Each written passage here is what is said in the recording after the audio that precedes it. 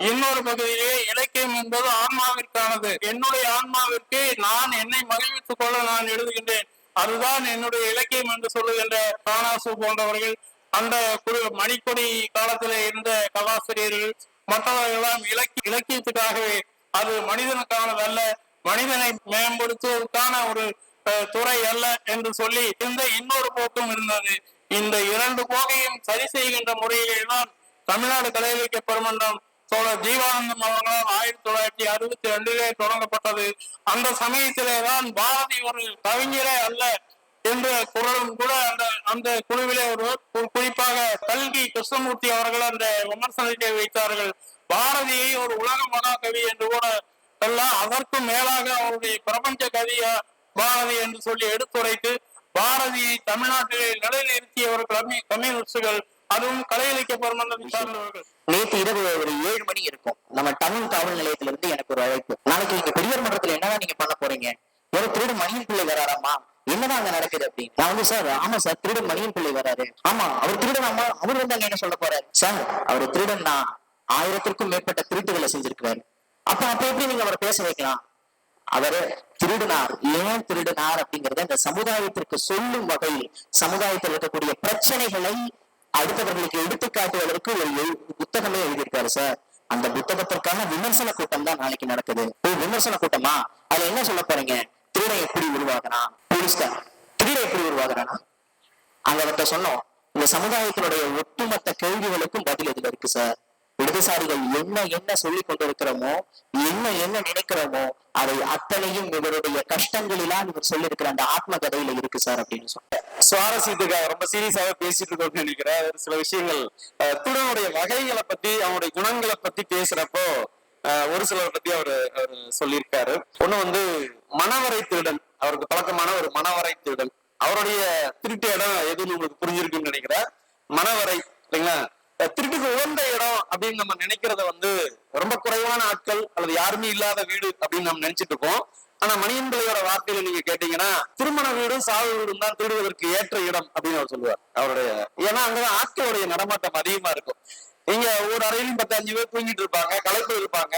நீங்க ஒரு அறையில உருட்டுனா இது ஏதாவது சத்தம் வந்ததுன்னா சரி அவங்க அங்க படுத்திருக்காங்க, அவங்க யாரோ ஏதோ பாத்ரூம் போறாங்க, ஏதோ பண்ணிருப்பாங்க அப்படிங்கிற அந்த நம்பிக்கையில யாருமே எந்திரிச்சு வர மாட்டாங்க. இப்ப திருடுவதற்கான நேரம் குறிப்பா வந்து செகண்ட் ஷோ முடிஞ்சதுக்கு அப்புறம் இல்லைங்களா, ஒரு 1 to 2:30 மணி, அதுதான் அதுக்கான டைம் நினைக்கிறேன். இங்க யாருக்கும் பயன்படாது சொல்ற வந்து அதுலயும் திருட்டுக்கான நேரம் எவ்வளவு நேரம் அப்படின்னா ஒரு 1/2 மணி நேரத்துக்கு 3/4 மணி நேரம் இதுக்குள்ள முடிச்சிடணும். இதுக்கு மேல இல்லைன்னா அவ்வளவுதான், நீங்க மாட்டிக்குவீங்க. ஒரு 2:30 மணிக்கு நீங்க வெளியே வந்துடணும். முடிச்சோன்னா ஒரு குளியல் சமையல் கட்டுல போய் சாப்பிட்றது, ஏதாவது மீன் குழம்பு ஏதாவது இருந்ததுன்னா பசி தானே, இந்த பசிக்காதான் அத்தனை வேலையும் அதை சாப்பிட்றது. இன்னும் சொல்ல போனா என்னன்னா சாப்பிட்ட பிறகு அந்த எச்சிலை இல்லையா, அந்த மீதி ஆகக்கூடிய அந்த எச்சிலை எல்லாம் அதுக்குரிய டப்பாவில போட்டு வச்சுட்டு சுத்தமா கழுவி சாப்பிட்றதுக்கான அடையாளமே தெரியாம அதை வச்சுட்டு வர்றது அப்படிங்கிற அந்த வீட்டுக்கு பொருள் எந்த சேவை ஏற்படுத்தி இவருக்கு தேவை ரொக்கம், அதோட நகைகள் கிடைச்சாலும் விலையுந்த பொருட்கள், அப்புறம் சேலை துணிகள் எல்லாம் கொஞ்சம் திடீர்க்காரு. ஏன்னா அந்த சகவாசம் அப்படி இருந்தது, அவங்களுக்கு எல்லாம் அன்பளிப்பா கொடுக்கறதுக்கு சேலைகள் வந்து திருடுறது, இதுதான் ஒரு அதிகபட்சமான திருட்டு அப்படிங்கிற ஒரு விஷயம் இல்லைங்களா. நீங்க கசைய பதுங்கிக்குதுங்க அப்படிலாம் பார்க்கறதுக்கு போனா ரோந்து வர்றவங்க போலீஸ்காரங்க பிடிச்சி உள்ள தள்ளிடுவாங்க. அதெல்லாம் இருக்கு, பல வகையான நுட்பங்கள் இருக்குன்னு வச்சுக்கோங்களேன் அவங்கள்ட்ட. இப்ப மக்களுக்கான அறை இருக்கு பாருங்க, அந்த அறையில் போடப்பட்டிருக்கக்கூடிய கட்டிலில் அடியில் போய் படுத்துக் கொள்வது. ஆளையே அடையாளம் தெரியாத அளவுக்கு அவங்க வந்து மாலைகளை பூக்களை தொங்க விட்டுருவாங்க. அதே மாதிரிதான் கட்டில் அலங்காரமும் அப்படிதான் இருக்கும். அதனால யாருக்குமே உள்ள ஒரு ஆள் இருக்கிறது அப்படிங்கிறது தெரியாது. அந்த காட்சிகள் அரங்கேறும். அதை வந்து ஒரு சுகமா ஒரு மூலையில இருந்து இவர் இல்ல, நீங்க இவரை கற்பனை பண்ணிக்காதீங்க, வேற ஒரு திருடர் தான் நம்ம பேசுறோம். அப்படியே திருடர்கள் ரசனையான திருடர்களா வினோதமான திருடர்களா நிறைய பேர் இருக்கிறத நம்ம சொல்றதுக்காக சொல்றேன். அது வந்து நல்லா அசந்து அவர்கள் தூங்குகிற பொழுது, ஏன்னா அந்த ஆபரணங்களை எல்லாம் கழட்டி ஒரு மேஜை மீது தான் வைத்திருப்பாங்க, அதையெல்லாம் எடுத்து மூட்டை கட்டி கொண்டு வெளியேறுவது. ஏன்னா எல்லாரும் அந்த களைப்புல தூங்கிட்டு இருப்பாங்க, நிம்மதியா வெளியேறுவது அப்படிங்கிற அவரும் ஒரு சமயம் பிடிபடுறாரு. இவர் என்ன பண்ணுவார்னா திருடுவது, தேடி முடித்த பிறகு அந்த நகைகள் எல்லாம் கொண்டு போய் எடுத்துக்கொண்டு நடிகைகளை தேடி போகிறது அப்படிங்கிறது. அது மலையாளத்திலேயோ அல்லது சென்னைக்கு மெயில் ஏறி சென்னைக்கு வந்து அப்போ அவங்களுக்கு விருப்பமான ஒரு நடிகை, பேரெல்லாம் சொல்லல, ஒரு இரவுக்கு ஒரு 8 பவுன் 5 to 8 பவுன் அப்படிங்கிற மாதிரி வாழ்க்கைய சுகபோகமா வாழ்றது, அப்புறம் அது முடிஞ்ச உடனே இன்னொரு திருட்டு அப்படிங்கிற அந்த மோகம். ஒரு சமயம் குற்றப்பத்திரிகையில் அந்த நடிகையுடைய பேரெல்லாம் வந்ததாகவும் எழுதியிருக்காரு. இன்னொரு திருடன் வந்து பால் பொடி திருடன் அப்படின்னு. பால் பொடி இல்லைங்களா, பசிக்காத அது ஒரு வகையில. பெரும்பாலும் பள்ளிக்கூடங்கள்ல குழந்தைகளுக்கு பால் பவுடரா கொடுத்த ஒரு காலகட்டம், நான் சொல்றது 70 80கள்ல அப்படியான அந்த காலகட்டத்துல வந்து அந்த பள்ளிக்கூடத்துல போய் அந்த குழந்தைகளுக்கான பால் பொடியை திருடு மட்டும்தான் அவருடைய திருட்டு, வேற எந்த திருட்டையும் செய்ய மாட்டாரு. ஏதாவது காணாம போச்சு தலைமை ஆசிரியர் வந்து கம்ப்ளைண்ட் கொடுத்தா உடனே போலீஸ் ஸ்டேஷன் வந்து ஒரு போன் போகும், அது பிபி தான், பக்கத்துல இருக்கிறவங்களுக்கு போகும். இருக்காரா, அவரை கொஞ்சம் வர சொல்லுங்க. ஆமாங்க எசமான், ஏமானு அவர் பேசுவார். ஏமான நான் தான் திருடன், வந்துடுறேன் அப்படின்னு வந்து ஆஜராகக்கூடிய ஒரு திருடன் அப்படிங்கிற ஒருத்தனை பார்க்க முடியும். சிறைச்சாலை, அந்த காவல்துறை, அந்த நீதிமன்றம், அதுல இவர் வழக்காடுற விஷயங்கள் எல்லாம் ரொம்ப முக்கியமானவை நான் நினைக்கிறேன். அதான் பேசியிருக்கணும். நான் என்னுடைய நேரமின்மை காரணமாக வாழ்ந்து முடித்த பிறகுதான் இப்படி பண்ணிருக்கலாமோ அப்படி பண்ணிருக்கலாமோ அப்படின்னு நம்ம யோசிப்போம். நன்றியுடன் இடம் அமர்கிறேன். நன்றி.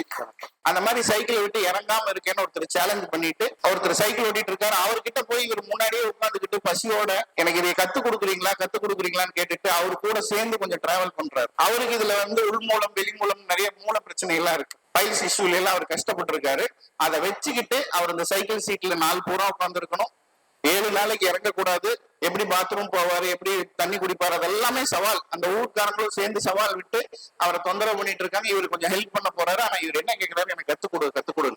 அதுல 7வது நாள் சீட்டை கழட்டிட்டு அந்த கம்பி மேல உட்கார்ந்து அந்த சுற்றுப்பயணத்தை பண்ணணும். அப்ப அந்த கஷ்டமான போட்டிகளை எல்லாம் கத்துக்கூடுன்னு போய் கேட்கிறாரு. எதுக்கு? நான் எதையாவது ஒண்ணு எப்படியாவது ஒண்ணு யார்கிட்டையாவது இருந்து எப்பாடுபட்டாவது கத்துக்கொண்டு முன்னுக்கு வர வேண்டும். அந்த தேடல் எங்க வந்து அவருக்கு ரீச் ஆச்சுன்னா ஷிமோகால ரீச் ஆச்சு. ஏன்னா கொஞ்சம் ஃபண்டு கிடைச்சிருச்சு, எடுத்துட்டு போயிட்டாரு.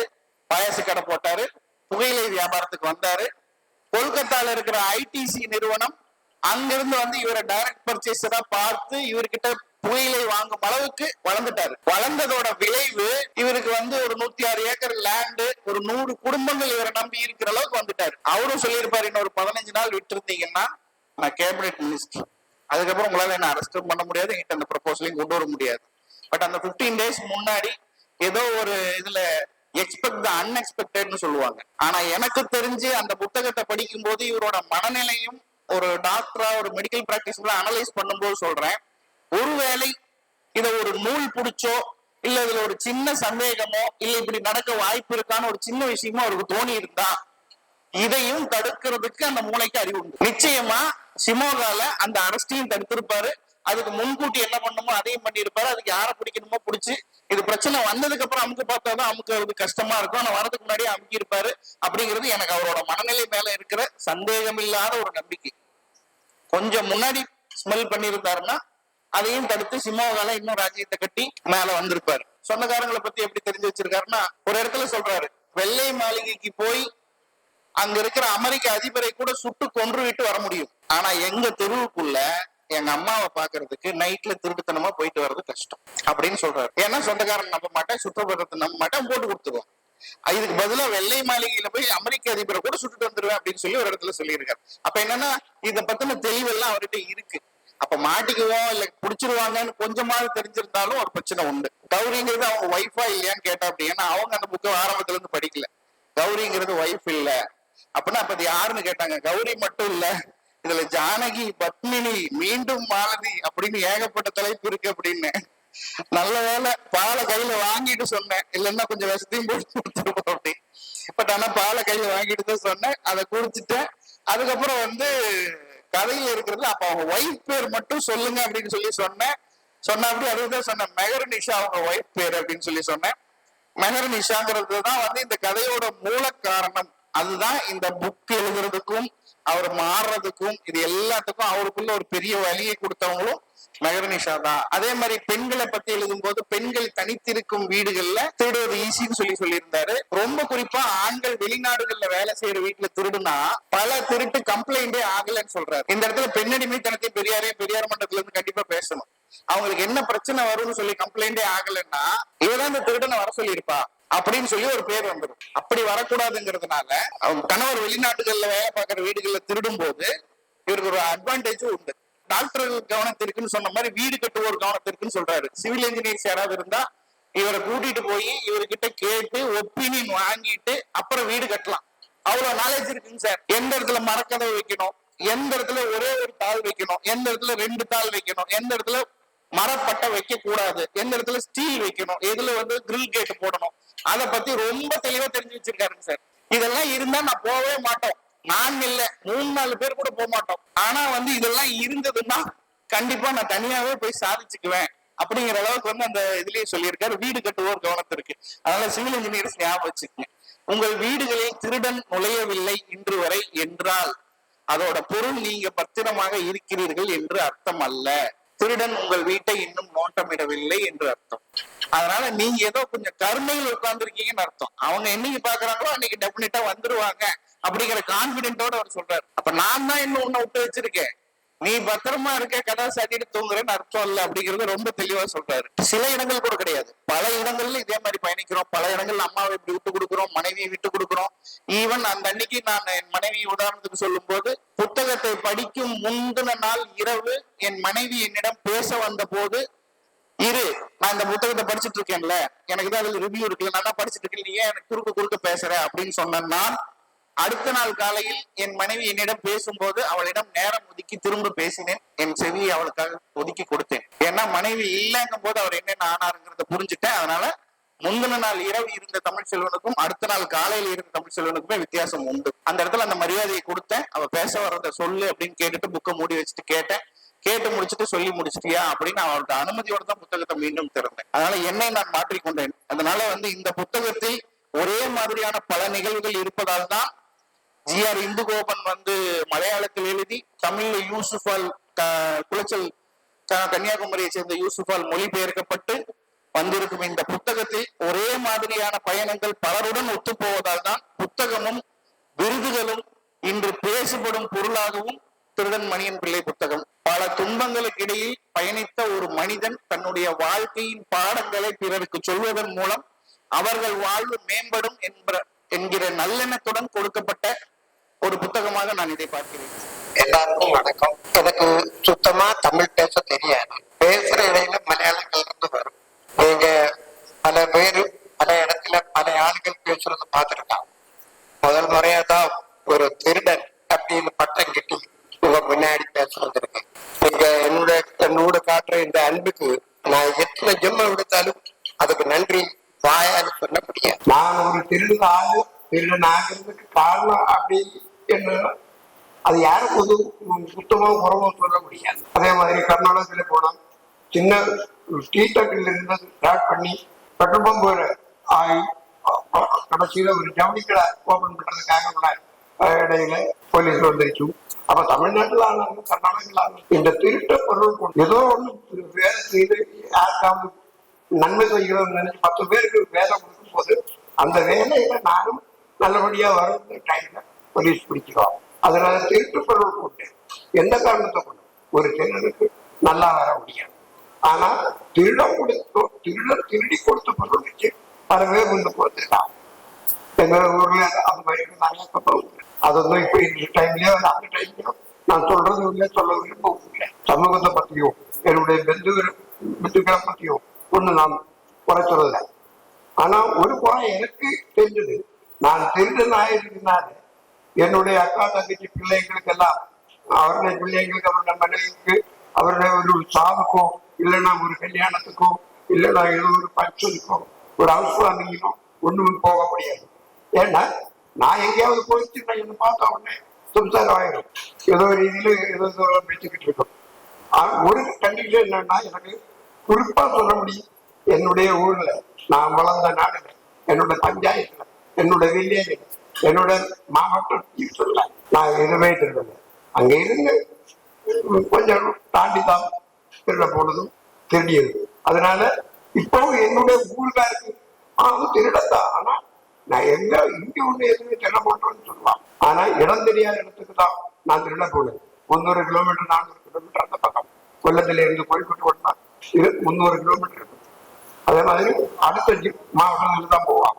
எங்க மாவட்டத்துல ரொம்ப புத்தகம் சொல்றதுக்கு காரணம் என்ன, இது பெருமையை பற்றி சொல்லல, இது புத்தகம் ஆனது பற்றி சொல்லல. ஒரு விஷயம் தெரிஞ்சுக்கோங்க, தெரியாம தெரிஞ்சோம் நடந்த பிராயத்துல ஒரு தப்பு பண்ண நம்ம அதுவும் திருட்டு பட்டத்துக்கு ஒருத்தர் எந்த காரணத்தை கொண்டும் 30 வயசுக்கு முன்னாடி 26 வயசுக்கு முன்னாடி நடந்த விஷயங்களை இப்போ என்னை இப்போ இது பண்ணிக்கிட்டு இருக்கான். எனக்கு எங்க ரோட்ல வந்து போய் நிக்க முடியாது.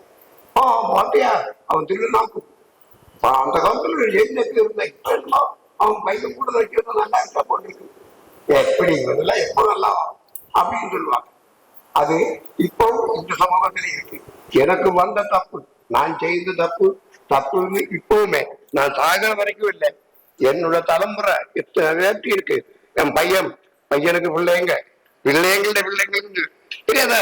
அவனுடைய பாப்பா அப்பா இது மாதிரி, அவனுடைய பாட்டை எந்த மாதிரி அப்படித்தான் வருவான். ஆனால் தெரிஞ்சோ தெரியாம எல்லாருமே திருடி இருப்பான். அதை பத்தி எந்த பிரச்சனையும் இல்லை. யாரும் அரிச்சு தர பறக்கல. பிறக்கும்போது அரிச்சதுன்னா பறக்கம். ஆனா அரிச்சதுன்னா வாழ முடியாது. இந்த காலத்துல எப்பவாச்சும் ஒரு செகண்ட் ஆகுது, ஒரு நிமிஷம் ஆகுது, ஒரு வேலை போய் சொல்லுவான், திரும்பி இருப்பான் நாம எல்லாரும். அதனால நான் அதை ஒரு பெருமையா பேசல. நான் எந்த காரணத்தை கொண்டு திருடவே கூடாது, தப்பு செய்யக்கூடாது. உங்களால் செய்ய முடிகிற ஹெல்ப் அடுத்தவனுக்கு செய்யுங்க. அன்புதான் பெருமை, அன்புதான் கடவுள் சொல்றது. அது அவனுடைய விதியாக்கும் அப்படின்னு சொல்றது. ஆனா விதி கரெக்ட், விதிக்கு பொறுப்பு தப்பாது. விதி எப்பவுமே கரெக்டா தான் இருக்கும். கடவுள் நாம சமைக்கப்பட்டது, நம்மால் சமைக்கப்பட்டது கடவுள், மனிதனால் உருவாக்கப்பட்டது கடவுள். ஆனால் மனிதன் பார்க்காததும் கேட்காததும் செய்யாததும் இந்த அன்புதான். இந்த கொடுக்கிற அன்புதான் கடவுள். நான் இந்த சிறையில இருந்து பெற்று வெளியில வரும்போது என் பெட்டாட்டி இறந்தது பிறகுதான். அது வரைக்கும் எனக்கு ஒன்றும் தெரியாது. எல்லாம் கையில பணம், சரி அங்க போனா அங்க போவான், இங்க போனா இங்க போவான். கையில இருக்கிற லட்சக்கணக்கான இருந்தாலும் சரி, அது யார் சம்பாதிச்சது எப்படி சம்பாதிச்சது, நான் எடுத்த இந்த திருட்டு பணம் எப்படியோ செலவு பண்ணி போகணும் அப்படித்தான் நான் நினைச்சிட்டு இருக்கேன். இதுதான் என்னுடைய ஒரு நிலை.